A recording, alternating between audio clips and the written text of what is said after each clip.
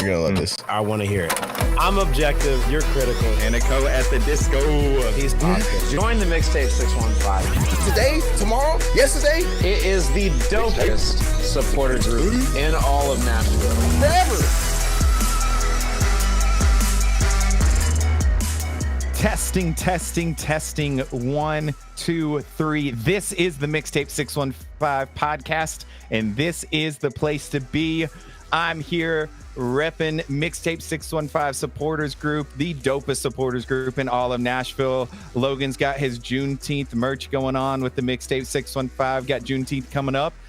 We are excited to jump into another live podcast. This has been so much fun jumping in. We're loving seeing everyone on the chat. So make sure that you are jumping in. My name is Austin, aka Wildman, aka Gender Snap, aka the Fumbling Dublin, aka Chicky Parm Parm, aka Red Beard, the dopest pirate in all the 7 seas. Logan, tell us who you are. Welcome us in. All right, everybody. Happy Juneteenth to all of you. This is Logan, aka Beer Man, aka Manga Man, Merch Man, the Thunderbird with the Underberg, Lucky Logan. This is the Mixtape 615 podcast, brought to you by the Mixtape 615 supporter group, the dopest supporter group in all of Nashville, Dopest. and all of soccer, and all the world. Dopest. Jump in with us. Go to mixtape615.com. That is mixtape615.com. As you can see, we have a guy who can barely be seen because his skin tone matches the white walls behind him. Oh my God. Our boy Shay, the FIFA agent. Shay, say hi. Guys, what is up? Your favorite agent Shay is back. I don't even know if I'm a fill-in, a substitute, or what I am at this point, but I'm your 1B. Also known It's our as rotating Our 1B co-host. with the cute kitty in the background. there, and So, it's somewhere. It's somewhere. yeah, Anyways, Tunji, happy to be back, Tunji, guys. Let's talk football. For those of you who are watching, for those of you who are listening, Tunji is off this week. He had surgery on his Achilles finally. Put in the chat if you want to guess how he did it, because he is telling wildly different stories. So I would love to know exactly what you guys think, exactly what you guys are seeing. Got to know what you guys want to know and what you think of it. So, Austin, why don't you go ahead and take us in? There's not a ton of soccer news. Oh, wait, there is a ton of soccer There's news. a ton. Club World Cup has started, and the U.S. finally have their first win of the calendar year in the Gold Cup. This is amazing. I don't really have like a fun, punny, rhyming intro for it, but man, I'm just happy we finally got a win under a belt with the U.S. I mean, we were what, 0-4 going in. So 0-4 going in with an 0-4 loss going into it as well against Sweden. And we finally got a 5-0 win against Trinidad and Tobago. Gotta love it, man. Gotta love it. That can't be the benchmark, though, guys. Come on.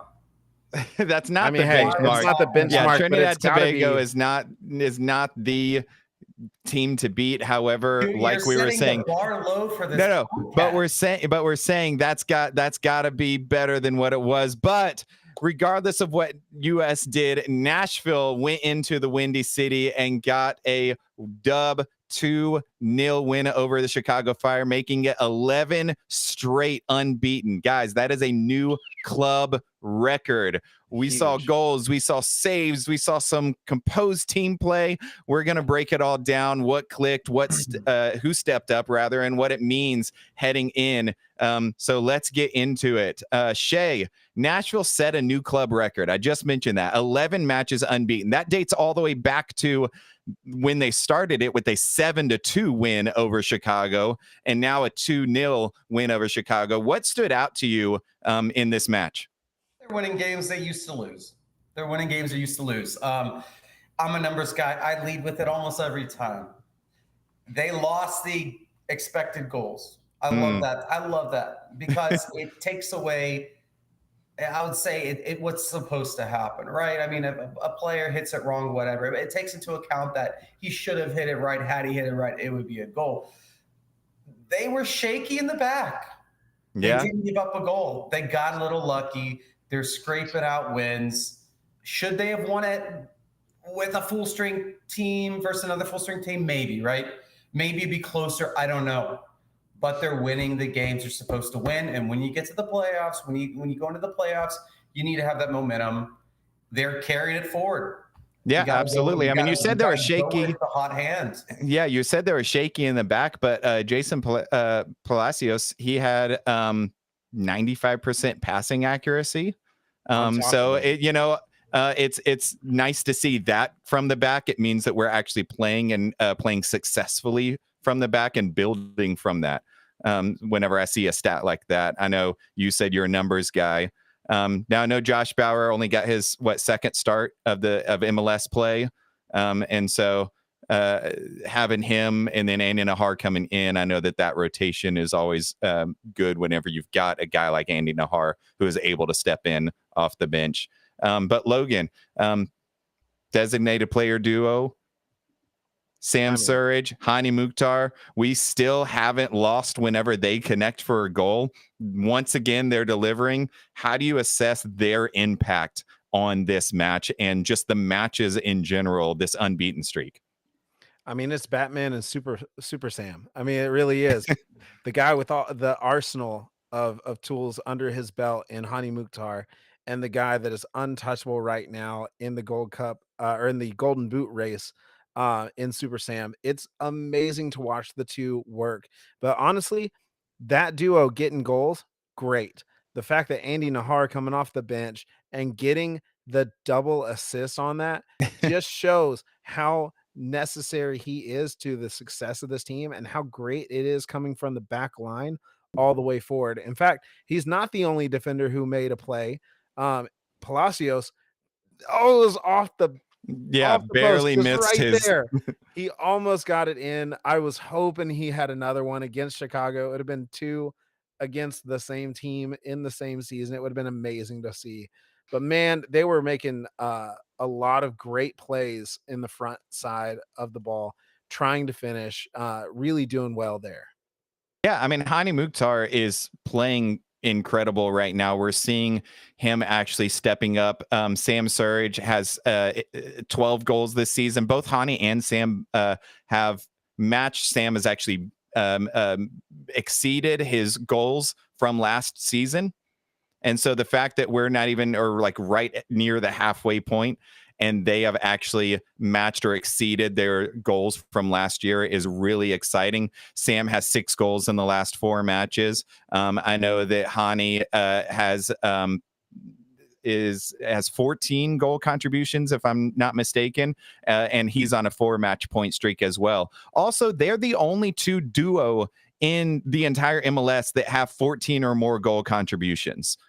So the fact that Nashville, a team like Nashville, is 4th in the power rankings right now and is making waves in the MLS is exciting. Logan, you mentioned Andy Nahar coming in off of the bench. Shea, him coming in, getting those 2 assists. How important is a player like that coming in and his energy and creativity? What does he bring to the team? Yeah, people forget that he's a longtime MLS pro. He might be of Honduran nationality, but he grew up in this system, and he's playing with a chip on his shoulder. He's not with Honduras right now. Yeah. And I think we saw what happens when you don't have a guy like Andy Nahar on your team. You kind of drop a few goals to a team that happens to have another fellow Nashville SC player. But when you don't have someone like Walker and you can bring in someone like Andy with that leadership, with that experience, and that can keep steady at the back. You have a couple new guys. You have maybe some younger players. Walker, much of what he brings to the U.S. National team is his leadership, and you're having to replace a lot. So you're winning. You bring in Andy. You keep the game steady. You keep everybody calm. He brings that presence, and hey, guess what? He also produces. Yeah, absolutely. We had somebody in the chat actually ask, can we make a deep run in the MLS Cup?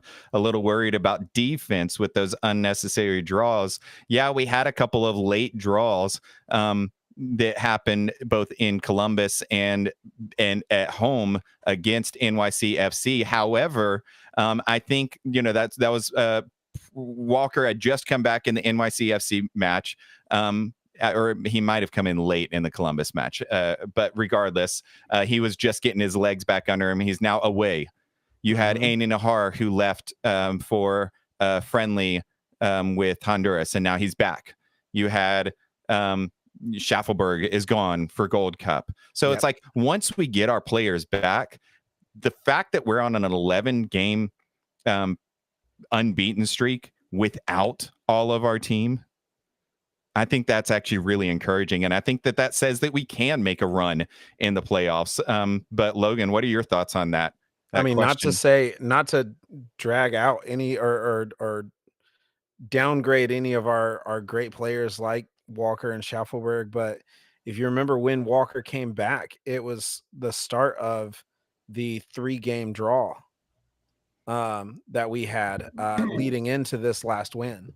It was that 3-game draw that we had. And so this could easily be a way to say, like, Walker is not necessarily the only guy that we can depend on in the defensive side. In fact, I mean, all our defense, I thought, played really well. Chicago came out in a hurry to try and, really put goals in the net. But I mean, our guys in the back stood up strong, and obviously Joe Willis with 8 saves. Early, a lot of them came early, but 8 saves in the season back high, is huge. season high 8 saves, and a clean sheet. I mean, huge. Absolutely. It's his first clean sheet, I think, since March, if I remember right. I have to look back at it, maybe. That would be very early, but could be. Yeah. Now with the defense, with what Nashville did, you said Chicago coming out hot. They were 5-1-1 after we beat them 7-2. So I think they were actually coming in with a little bit of a chip on their shoulder. You said coming in hot, like, wanting to strike first, wanting to get that lead early because their last big loss was against us. And they wanted to get that win at home. But you talked about the clean sheet. He had the season high 8 saves. How key is Joe Willis? How key is his role in a match like this, while playing away? I mean, it's huge, and I will correct myself. We did have the 0-0 draw against. Against DC. Yeah. But it's the first. I guess it's the first. Clean sheet with a win since for Joe since the March 22nd, the Montreal match, when Josh got his other his other goal, which was solid, his second after that recording. But I'm telling you, it's huge having a guy who a lot of people were doubting 2 years ago, or doubting last year even, and we're saying bring Panico in, put Panico in. Now Panico's no longer with the club, and he was a great goalie, sure, but Joe is now the immediate guy who has to step up, who has to be that guy. And the fact that he has stepped up in such a big way this year, I know obviously we've had, goals go in the back of the net, but if you're really looking at it, he's making save after save because our style of play is going to allow for counter to come back, and it could bite you if you're not careful back there. But we've got a solid back line, and Joe is clearly the guy in the back of the net. For those of you who were doubting before this match, doubting maybe the longevity for the rest of the season, he's it, man. Yeah, I mean, Shay, you talked about the shaky defense start. How important is it having a guy like for the defense to have a guy like Joe Willis playing at the level that he's playing at right now behind them? Yeah, well, remember, guys, the goalkeeper is also communicating a lot of instructions from the back. So he's also alongside captains and leaders of the team, playing a role in keeping things steady. So the Fire traditionally been a really bad team, a bad club, just overall poorly run. They were coming off a 7-1 win. Yeah, they actually just had a 7-1 win against DC. I was just about to say they did just come off a 7-goal output against DC. Now, granted, it's DC, but they carried a lot of momentum. They carried a lot of confidence into that game. Now, granted, there was some bad luck on their side, some easy misses. But again, when you're a good team like Nashville, you find ways to win those games. And when you're a club like Chicago, sometimes you find ways to lose those games, and I think that's a fun way to look at it. But when you have like a guy like Joe in the back, of course, when you're going to have those scenarios where things might be a little up in the air, you got to have a guy that's steady, and you want a guy that's experienced and a leader, and Joe brings that.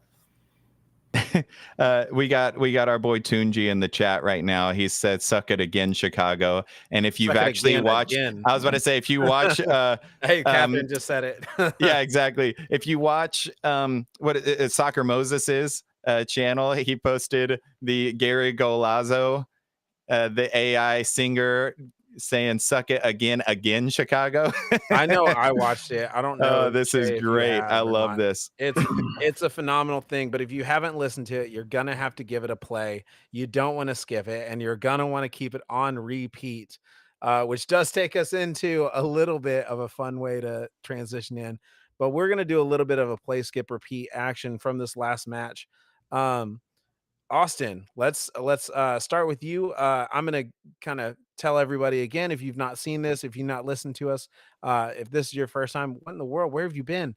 But play, skip, repeat, for those of you who don't know the rules, it's very simple. A play is something you want to see, a skip is something you never want to see again, and a repeat is what you want to see continue on and on and on and on. Never let it stop. So Austin, give us your play, your skip, and your repeat. Yeah, my play is going to be Matthew Corcoran. I want to see a little bit more of him. I think that he's been very good playing. As young as he is, he's growing into the game. He's growing into the team. He's actually come in and been very composed, and I've actually been really happy with that. I know that we've got Eddie and we've got Patrick, back there really leading the charge with our midfield. But I think that Matthew Corcoran can add a lot to the team and give those guys a break when needed. I'm not saying start him over them all the time, but I do want to see a little bit more, maybe work him into a rotation, whatever that looks like. I think that getting him more play is going to be way better down the road as we start to try to make that playoff push. Getting him more game experience is very, very important. For sure. Well, Shay, let's hear yours. I will piggyback a bit off Austin here. I want to see, to start off, let's see for play. I want to see continued and increased production from the forwards in the midfield outside of just the stars, right? This is something, it's a good and it's a bad. We have a lot of production from our two big guys, but we got to have that depth to carry us going forward into the playoffs. Look, guys, if one of the others have an off game in the playoffs, there is no next game, right? So, well, given the way the setup is now in the playoffs, but let's just think of it like that. Now, if I have to talk about, hey, what's skipping? I want to take a look at kind of what's happened in the past. A lot of players missing due to injuries, a lot of players missing due to call-ups. We got Nashville. I don't know if it can sustain that. I don't know if Nashville can carry a team forward if they start to hit an injury bug, right? Yeah. There's depth, but we were also seeing a very top-heavy production team. Let's say repeat. I love seeing the back and forward, man. I love seeing everybody get involved. Yeah, the high press. Yeah, huge. Exactly. Look at the production. It's just creating. It's exciting. It's showing, it's aggressive. It's winning games. Yeah, it exposes you a bit in the back at times, but you gotta love that. Nashville's been a boring team. It's exciting to watch, and now they're fun to watch. It's exciting to watch. In fact, I know that several people have said it already, and I know we've said it on here, but by far one of the most exciting teams to watch in the MLS right now is Nashville. And if you're saying they're boring, saying this is just they haven't played anybody, they've played several. They beat number 1 Philly in the East. They have now beat Chicago twice. I know they're not a great team, but they're coming off of a high. They had New York Red Bulls in and they beat New York. They had Charlotte in. They beat Charlotte. They are locked, loaded, and ready to go. They've been amazing. In fact, let me get to my play, skip, repeat, because I'm going to get to that in just a second. My play, honestly, is Andy Nahar back in the starting lineup. I love when he starts. I love when he plays. His production is there. His assists are there. I want him to get another goal. He's part of that high press, that movement, and honestly, on the right side, he holds it down so well for Nashville. He has done a great job. He has inspired and moved our defensive line to be more attack minded. I know they have to defend first, but he is such a great mindset to have on that outside wing. He has helped re-inspire Dan Lovitz on the left to move forward as well. It is huge to see him in. I need to see him on the front again. So I'm going to put that as my play.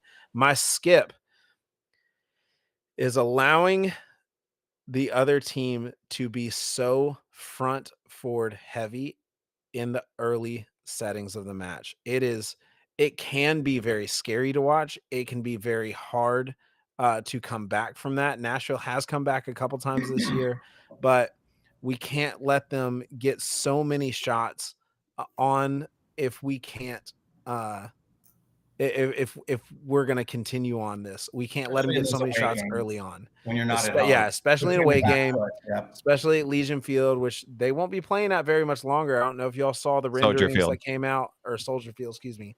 Legion Field is Green Bay. They're close enough. No, but don't let Chicago people hear me. But no, I don't know if you saw the renderings of Chicago's new stadium that they're building for the Geodis 2.0. Yeah, it really kind of they just wanted Geodis. I mean, but it's a little bit more enclosed. It's really beautiful. I'm not gonna lie. Only thing I think they should add or should do is they hate us because they ain't us. Yeah, they just need a dome. They just want to be us. The winter, you know, those winter matches. Kind of Mercedes-Benz it just a hair. But my repeat is our duo in the front. Our DPs up there, Hani and Sam, scoring and scoring and scoring, and assist, a score, assist, a goal, assist. I want to keep it going. That is my repeat. There's no other way to say it. There's no other way around it. They are amazing. Sam, the greatest forward that we have had in a very, very long time, if not ever. By far the guy that we need at striker. I know we need somebody, in my opinion, to back him up a little bit better. I love Teal. He's been amazing for us. He's been a chameleon on the practice squad, that B squad of things. But we really need some production on that side, in my opinion. Hani's doing amazing. Again, Sam's doing amazing. I'm excited to see what these guys continue to do moving forward. All right. Well, I haven't done my skip yet. Well, I told you to get them all out. Let's go. I did my play, and then y'all moved on. I'm gonna get mine. So my skip was gonna be Ahmed Kassim. Really? I'm just not seeing enough production from him. We saw it early, and then he got behind his he got in his own mind, and it all kind of comes back from when he and Hani got into it that one match. I can't remember exactly which match it was, but literally since then, Kassim has not been in the right mindset. He's come in, he's overthinking everything. I've seen some flashes where it's like, okay, he's making that quick decision. He's making the right thing, or doing the right thing rather. However, I'm just not seeing enough production. When Schaff gets back from Gold Cup, that guy needs to be in the starting lineup. I think we're all seeing that we might be moving on from Johnny Perez. So I don't think that he's the option to, place in Kassim's stead. However, when Schaff gets back, that guy, use Kassim as a rotation player, but Schaff needs to be our number one starter on that side. I'd even, put, Alex Morrill and Johnny Perez, move Wyatt Mayer. I know he's played, a few different positions this year. Move him up a little bit. Use Andy Nahar as a right mid rather than a right back. So there are a couple of things that we could do differently there. However, I think that my repeat has to be the Sam Hani connection. I know it's an easy one. When Sam finds the back of the net, we're 5-0-2 this season. When Hani and him connect, add 3 more wins on top of that. We're 8-0-2 when both of them are connecting for goals. When the DPs are on, they are on. And I know we don't want to rely too heavily on that. And I know we'll talk about that here in a minute of what that looks like for the future. However, if it's not broke, don't fix it. Like ride it until it's done. Like they are producing, they are on fire. They are. We're fifth right now in the Supporter Shield. We're fourth in the power rankings right now. And those two players, Sam Surge is making a golden boot push. And so, yes, when they are producing together, I don't know how you don't want to see that again and again and again, because it's working. We're winning games. We're getting goal production. You talked about how the team is actually exciting. I mean, last year we were talking about how, or rather at the beginning of this season on our podcast, I was saying I'd rather see us lose 4-3, because that's way more exciting than, winning 1-0 or getting 0-0 draws. Like, I just want to see goal production. It's a lot more fun that way. Well, I'm not gonna lie. It's impossible not to agree with you on that. If you are listening, if you're on the live right now, put your play, skip, repeat in the comments. If you're not listening live right now, put your play, skip, repeat in the comments. I promise you we read them. We want to see them out. We want to see them in there. We want to see what your thoughts are on this last match. But we are going to talk a little bit more about this summer transfer window that is coming up. Shay, why don't you kind of take us there, man? Yeah, we've discussed this in the past. I think we're gonna see your U22 addressed, right? There's money to spend by Nashville. They're going to want to fill that available spot that's given to them by the MLS. Every team, has now an extra 1 or 2 spots, and it's going to show. If Nashville's aggressive, it's showing that they believe they can win it all, right? They're confident going forward. They're probably going to put some extra money into building assets into the club. Now, we have to also address guys like Woobens, who's down in Tampa. Ran into him last weekend. Yeah, I saw that. You sent the picture. That was hilarious. Exactly. He's a big boy. Dude, he's huge. He had some great moments in the match. I don't know if his production is there yet for Nashville to bring him back. Scored, right? Also, he's still on a visa. So he comes back as an international player. These sort of things lead me to believe that he won't come back in July, which could be an option. But my belief is that he'll probably play out the year in Tampa, continue to grow in a better environment than Huntsville in terms of exactly the competition he's playing. Yep. But I fully expect Nashville to be aggressive, filling those U22 spots, spending some money, pushing forward.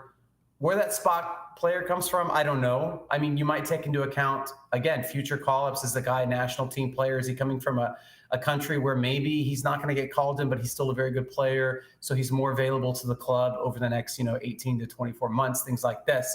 This causes problems. Next question is, of course, will the MLS change your schedule to address these things? So I think a lot's going to go into this decision. I think they're going to be aggressive. I think they're going to spend money. And I, as a result, I think Woobens will stay in Tampa through the end of the year. Now, the level of play you were talking about, that's something that Woobens actually on our podcast addressed, just that they are kind of a higher level of play than MLS Next Pro. Do you feel like he is thriving in that environment right now? Do you think that there will be production as he's going forward? I know you said he had some looks. He's not quite ready for MLS. But do you think that's something he's going to continue to grow into? Well, he's a goal scorer, guys. Like he finds the back of the net. Beautiful shot. Like he's a goal poacher. That's what he is. What I saw from him on Saturday, I'd like to see him be a little more active on the field, be more involved in more plays, make some more runs, things like that. I'm not the coach, but we have to remember though that he's not. I mean, Tampa's not a great team this year. So you can also say, hey, maybe the team hasn't done a good job in terms of providing him opportunities, right? So I don't want to say that, hey, Woobens is not ready. But I personally don't, as an agent, I'm not big on MLS2. I don't think the level's competitive enough for most pro players. And when we look at someone like Woobens being in a Tampa Bay environment, even though they've been poor this year, they traditionally been a very strong team. And it's just levels above, in my humble opinion, what he would see in MLS Next Pro. So, yeah, I think it'd be a natural transition that we'll see him potentially starting come next February or March for Nashville. Starting? Yeah, Okay. sure. Absolutely. Ooh. You don't pay for a guy to come in, loan him out for 2 years to sit the bench. They're Okay. gonna bring him into play. Okay. All right. Yeah. All right. Y'all heard it here first, people. Yeah. Ruben Spacia starting in 2026. Now we had He's got- Bill Rousey. Shout out to Bill in the chat asking, and Shay, I'll direct this over to you since you're our resident agent. Do we replace Johnny in the summer if he goes back to LA? Is that something that you're looking to replace? I feel like that's that midfield playmaker that we might be looking for. Or do we feel that Kasim is that replacement already? I don't think he's a player that you would quote replace. I think you cut your ties and you just see what you can fill that position with going forward. He's a glorified bench player, really, is what he is, with some potential. But those are a dime a dozen, to be honest with you, in the MLS. Yeah. And if you can spend that, if you have some extra money to spend to get a better player, you're going to do it. I don't think you're going to think about replacing him. You're strictly looking at making the team better. Now, I know what we've seen, at least since BJ Callaghan has come in here, he's heavily looking in Europe. I don't know if that, summer transfer window, they're in the middle of their Scandinavian area. Yeah, they're in the middle of their transfer windows, the summer windows for them. Is that something, do you feel like BJ has kind of set his mind to that? Or do we look elsewhere? Do we look, locally? Do we look in the USL? Do we look in, I don't know, what does that look like for us? And I know it's hard, we're just speculating, but in your honest opinion. I would never bring a USL player up in the middle of the year. It doesn't make sense. Traditionally, you'd see your clubs in South America are going to be more likely to sell in the winter as well. They're much more money hungry, looking to move their players on than European players. I think if you're looking at summer moves, that's when you might see more likely a high profile European player. That's now when you say winter South America, that's our summer. Our winter, their summer.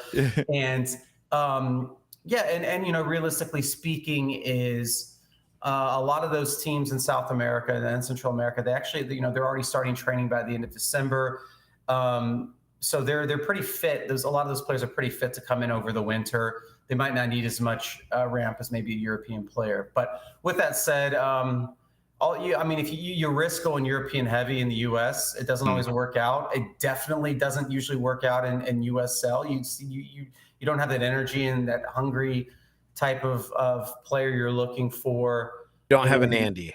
Yeah. Now, but with that said, guys, is you can find a lot better player at times for the amount of money that Nashville can spend in Europe. Yeah. Than in South America, where they can have an overvaluation on the market.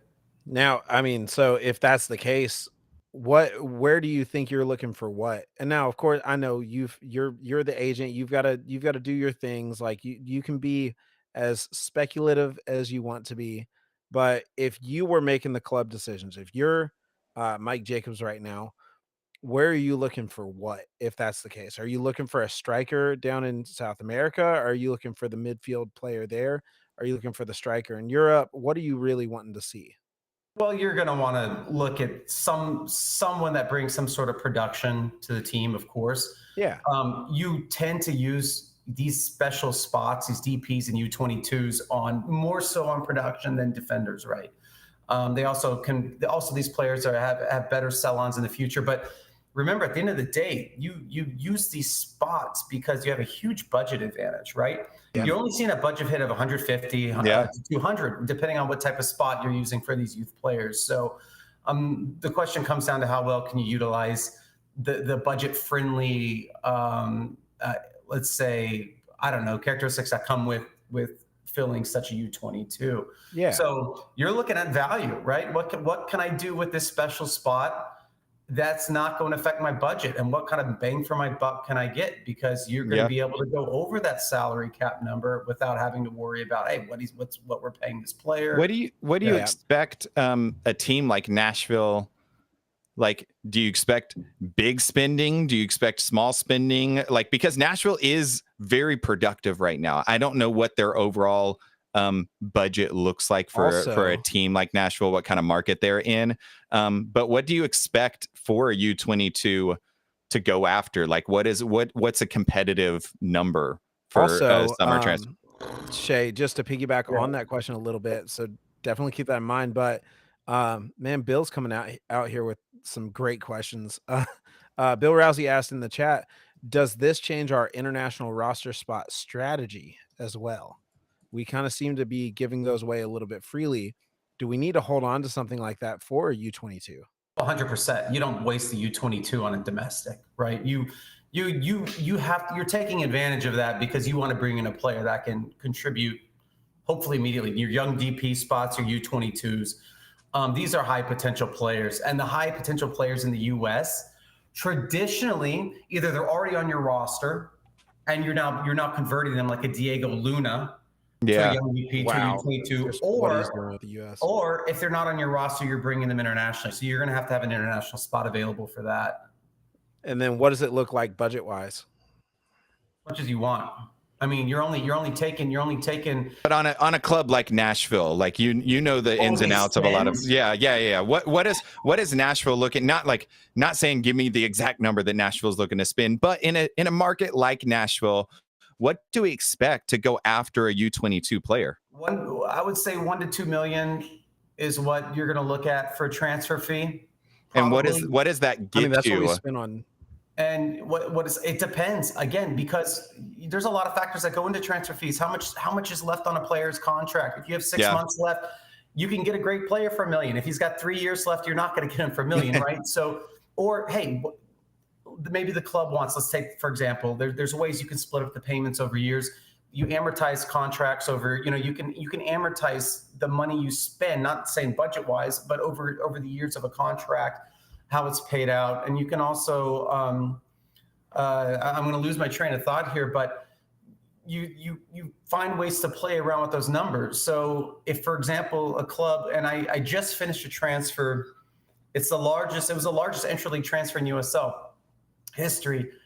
And we had to get creative with how the money was paid out. And granted, this is not MLS, but maybe you cut back on a salary a bit. And I'm going to get outside the discussion here on budget, because I know we're talking about budget hits here, and it's obviously different with the U22. But in general, or if there's a sell-on clause, right? Like with my player, we had a 25% sell-on clause, and that was a constant fluctuation of negotiations. So if there's a team selling a player for $1 million, maybe they're asking for 30% sell-on, knowing he's going to go to Europe 2-3 years down the road, maybe like an Almiron or something like that, who was a bit older.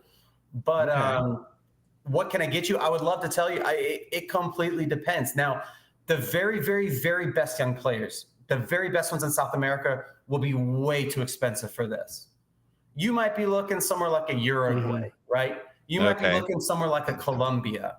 You maybe even look somewhere like a Mexico, maybe. Yeah. Europe, it completely depends. But when we're talking South America, where are we looking? I mean, you're probably not going to pull a top player from Argentina or Brazil, right? And you're going to be looking at probably a player from the second tier like Colombia, Uruguay, or Mexico. Okay. Right? So if they're going to spend money, they're going to spend it there, and they're not going to spend it in your Honduras, your El Salvador.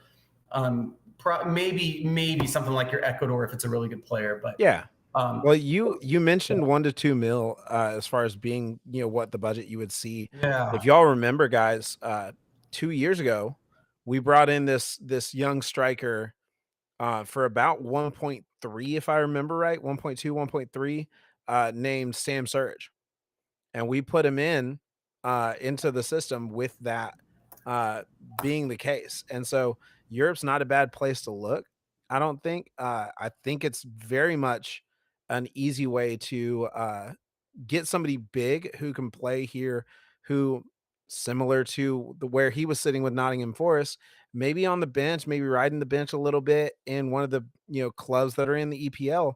So who knows? I think it definitely is a shot for us to take. I'd love it. I don't know if we're getting an EPL player. I mean, I'm not saying we have to get Wada Endo, but U22, there's no. I mean, that brings that value. There's no chance. But again, when you look at your countries like your Denmarks and things like that, I think that's where you can see.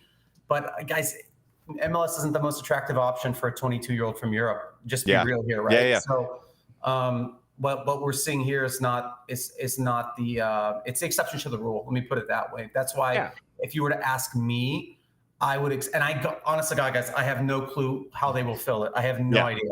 My guess we would be something from like a Uruguay or a Colombia. That would be my guess. Yeah. Yeah. All right.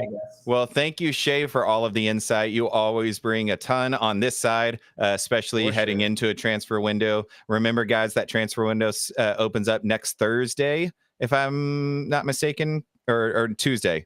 It's the 24th, right? Double check. I don't know if they moved it back because of the June window, that special June window for 1st to the 10th. Oh, that's right. So yeah, I think it is the 24th. Last I looked. And so that would be next Tuesday. But guys, let us know in the comments what you hope Nashville goes for. Maybe not a specific player, but maybe what you think Nashville could add to what we're already seeing with this production, with how Nashville is playing. So let us know in the comments what you think. I'm going to close us out. Don't forget, guys, hit up Juneteenth615.com for all of these celebrations happening tomorrow. I know the celebrations are happening in Wedgwood, Houston, I believe. Logan's got his Juneteenth merch. Hit up mixtape615.com for all of the Juneteenth merch. You can find it on our store. This was a fun one. Thank you, guys. I think this is the most interaction we've had with the chat to date. In a minute, yeah. So thank you all for jumping in the chat with us. That was a whole lot of fun. We're going to wrap this episode of Mixtape 615. Big shout out to all of y'all. We couldn't do it without you guys. Shout out to Doug, our ace producer. He's our MVP. Don't forget, stay connected. Hit us up at mixtape615.com. On all of our socials, you can find us at mixtape615. And for all of our video content, you can find us right here on YouTube if you're watching live at mixtape615 pod. Please like and subscribe us. Like and subscribe to us. It helps us out, and it locks you in for all the notifications when we go live. So you don't want to miss. You can jump in on the chat and have a whole lot of fun right here. Keep it real, guys. Keep it vibing. Until next episode, Mixtape 615 is signing off.